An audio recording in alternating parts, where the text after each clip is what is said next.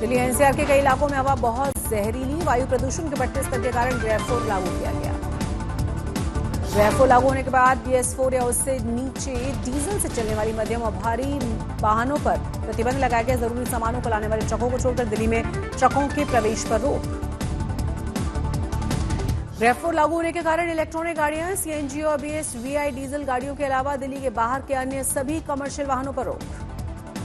दिल्ली में कक्षा 6 से 9 और कक्षा 11 की ऑनलाइन क्लासेस होंगी। सरकारी और प्राइवेट ऑफिसेज 50% क्षमता के साथ काम करेंगे। CMQM ने सरकार को सलाह दी है कि ऑड इवन नियम पर विचार करे। दिल्ली सरकार 10वीं और 12वीं छोड़कर सभी क्लासेस ऑनलाइन करने की बात कही है। गैस चैम्बर बन चुके दिल्ली के इलाकों में दमघोटू बन गई है हवा। प्रदूषण का स्तर बेहद गंभीर स्थिति में। दिल्ली के द्वारिका सेक्टर में सबसे ज्यादा प्रदूषण है। AQI 499 के पार निकला।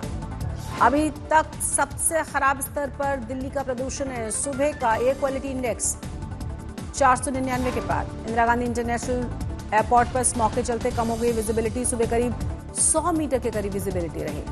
दिल्ली के अशोक विहार, बवाना, मुंडका सहित कई इलाकों में AQI 490 के पार है। लोगों को करना पड़ रहा है भारी दिक्कतों का सामना।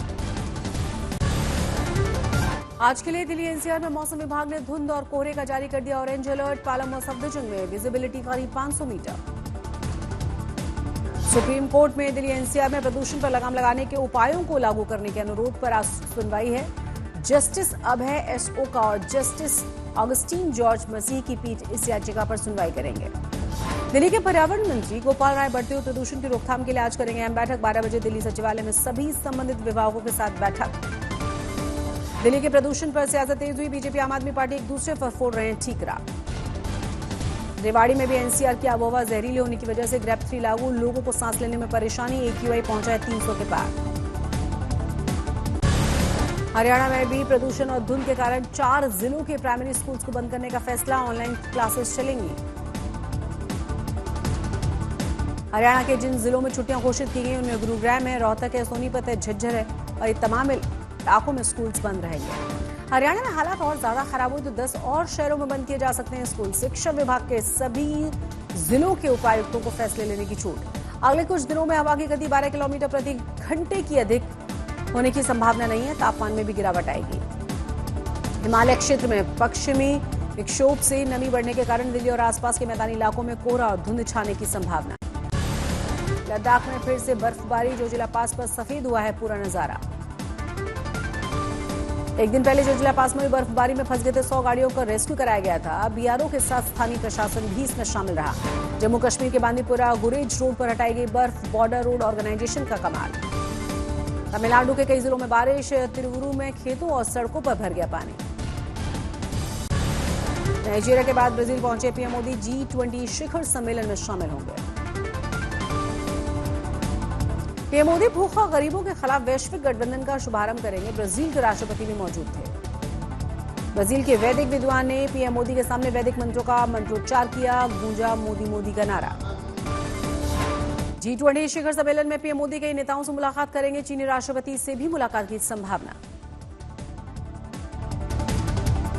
19 से 21 नवंबर तक गुयाना के राजकीय यात्रा पर भी जाएंगे पीएम मोदी। गुयाना के राष्ट्रपति मोहम्मद इरफान अली ने पीएम मोदी को निमंत्रण दिया है।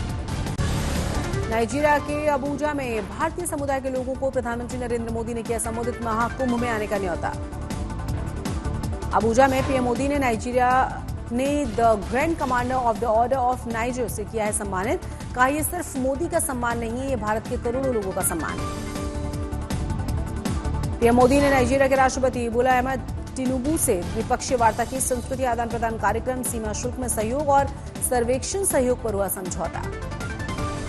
पीएम मोदी ने वैश्विक स्तर पर ग्लोबल साउथ की प्राथमिकताओं पर जोर दिया। कहा भारत नाइजीरिया के संयुक्त प्रयासों से मिलेगी सफलता। पीएम मोदी ने नाइजीरिया को बताया भारत के संघर्ष के दिनों का साथी। कहा गुलामी के दौर में भारत नाइजीरिया ने आजादी के लिए कोई कसर नहीं छोड़ी है। धनबाद की चुनावी रैली में जेपी नड्डा ने हेमंत सोरेन पर किया वार। कहा झारखंड में पीएम मोदी के विकास के कामों में सीएम हेमंत सोरेन बाधाएं पैदा कर रहे हैं। महाराष्ट्र के सांगली में चुनावी रैली को संबोधित करते हुए कांग्रेस के चीफ मल्लिकार्जुन खड़गे ने आरएसएस और बीजेपी की तुलना जहर से की। महाराष्ट्र के सोलापुर में सीएम रेवंत रेड्डी ने पीएम मोदी पर निशाना साधा। कहा पीएम ने हमारे राज्य में विकास को देखने के बाद फडणवीस, अजीत दादा और एकनाथ शिंदे को जरूर भेजना चाहिए। कोनराड संगमा की पार्टी एनपीपी ने मणिपुर में बीजेपी सरकार से वापस लिया समर्थन। हालांकि 7 विधायकों के समर्थन वापस लेने से एन वीरेंद्र सिंह सरकार पर कोई असर नहीं। आज महाराष्ट्र झारखंड में रैली करेंगे राहुल गांधी। सुबह 10:30 बजे मुंबई में प्रेस वार्ता करेंगे। नागपुर में प्रियंका गांधी का रोड शो। कांग्रेस प्रत्याशी के लिए वोट मांगे। बीजेपी कार्यकर्ताओं के झंडा दिखाने पर धन्यवाद दिया, लेकिन कहा जीतेंगे तो महाविकास आघाड़ी ही वाले। शिवसेना प्रत्याशी शायना एनसी ने मुंबई में चुनाव प्रचार किया। फिल्म अभिनेता मिथुन चक्रवर्ती ने शायना के लिए वोट मांगे।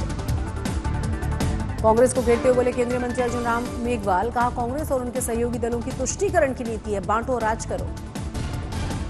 उत्तराखंड के सीएम पुष्कर सिंह धामी ने विपक्ष पर हमला बोला। कहा महाराष्ट्र में नहीं चलेगा जहां सभी एकजुट होकर मतदान करेंगे। राजस्थान में सीएम भजनलाल शर्मा ने कांग्रेस को बोला लूट की दुकान। बोले महाराष्ट्र में बन रही है डबल इंजन की सरकार। अम्बेडकर नगर के कटेरी में अखिलेश यादव ने बीजेपी सरकार पर तंज कसा। कहा डबल इंजन की सरकार में लोग आपस में ही टकरा रहे हैं। लखनऊ और दिल्ली वाले इंजन टकरा रहे हैं। मिर्जापुर की रैली में अखिलेश यादव ने उपचुनाव की तारीख 13 नवंबर की जगह 20 नवंबर होने पर बीजेपी को घेरा। चुनाव टालेंगे वो हारेंगे। कानपुर में सीएम योगी के रोड शो पर समाजवादी पार्टी सांसद अवधेश प्रसाद ने वार किया। कहा उस भीड़ में मतदाता कम थे, सरकारी लोग और बाहरी लोग ज्यादा थे। प्रयागराज में यूपी के डेप्यूटी सीएम केशव प्रसाद मौर्य ने अखिलेश यादव पर वार किया। कहा वो गुंडों, क्रिमिनल और माफिया के समर्थक। बिहार के डेप्यूटी सीएम विजय सिन्हा ने अपने ही विभाग में गड़बड़ी का किया है खुलासा। कहा आरजेडी की सरकार में हुआ था खनन विभाग में करोड़ों रुपए का घपला। एमपी के अलीराजपुर में अवैध संबंधों के शक में एक शख्स की पिटाई, सिर मुंडवाकर गांव में घुमाया गया। यूपी के औरैया में बाजरे के खेत में मिली लड़की की लाश। इंटरव्यू के लिए कानपुर गई थी लड़की, किसी ने सिर काटकर खेत में फेंका। ग्रेटर नोएडा में अवैध संबंधों के शक में विधवा महिला की हत्या, आरोपी शाहरुख को पुलिस ने गिरफ्तार कर लिया है। दिल्ली के शास्त्री नगर में एक घर में आग लगी थी। फायर ब्रिगेड की कई गाड़ियों ने कड़ी मशक्कत से इस पर काबू पाया। गोरखपुर के जंघा में खूंखार अपराधी बदमाशों को पुलिस ने गिरफ्तार किया। महिलाओं पर हमला करके करता था लूटपाट। हरियाणा के कैथल में मॉडिफाइड थार को पुलिस ने सीज कर दिया है। 19 साल की पुरानी बुलेरो को कन्वर्ट करके थार बनाई थी। 23,000 रुपए का चालान भी काटा। अलवर पुलिस ने गौ तस्कर को गिरफ्तार किया। बैरियर तोड़कर भाग रहा था। गौवंश को आजाद करवाया। झारखंड के खूंटी में एटीएम से 12 लाख रुपए की चोरी। गैस कटर से काटी थी मशीन। चोरों की तलाश में कई टीमें बनाई गई। बेगूसराय में नगर निगम की लापरवाही से गई बच्ची की जान। खुले ड्रेन में गिरने से घायल हुई थी बच्ची। इटावा में प्रेमी के साथ मिलकर पत्नी ने पति की हत्या कर डाली। गांव के स्कूल के पास फेंका था शव। दोनों ही आरोपी गिरफ्तार। पटना पहुंचे पुष्पा 2 के हीरो अल्लू अर्जुन। हजारों की संख्या में पटना एयरपोर्ट पर प्रशंसक थे। पटना के ऐतिहासिक गांधी मैदान में लॉन्च हुआ फिल्म पुष्पा 2 का ट्रेलर। हजारों की संख्या में लोगों ने स्वागत किया। बिहार में मोतिहारी पुलिस की अनोखी पहल। शादी समारोह में हर्ष फायरिंग, शराब पार्टी और अश्लील हरकतों को रोकने के लिए जिले के सभी थानाध्यक्ष नजर रख रहे हैं। उत्तराखंड के शीतकाल के लिए बंद हो गए हैं बद्रीनाथ धाम के कपाट। भारी संख्या में श्रद्धालु मौजूद थे। मंदिर की शानदार सजावट हुई। जनकपुर में 6 दिसंबर को होने वाले राम सीता विवाह उत्सव से पहले आज अयोध्या में भव्य तिलकोत्सव। मध्य प्रदेश के मुख्यमंत्री और नेपाल के कैबिनेट मिनिस्टर और मेयर समेत 500 बाराती इसमें शामिल होंगे। कोलकाता में आरजी कर रेप और हत्याकांड में 101 दिन पूरे होने पर साइकिल रैली का आयोजन किया गया। 100 साइकिल चालकों ने हिस्सा लिया। मदुरई में एयरपोर्ट विस्तारीकरण के खिलाफ गांव वालों का प्रदर्शन। 1000 पुलिस वालों की तैनाती। जमीन अधिग्रहण का विरोध। जम्मू कश्मीर के पुंछ में भारतीय सेना का मेगा भर्ती अभियान। सुरनकोट में 10 दिन तक चले इस अभियान में 26,000 से ज्यादा युवक शामिल हुए।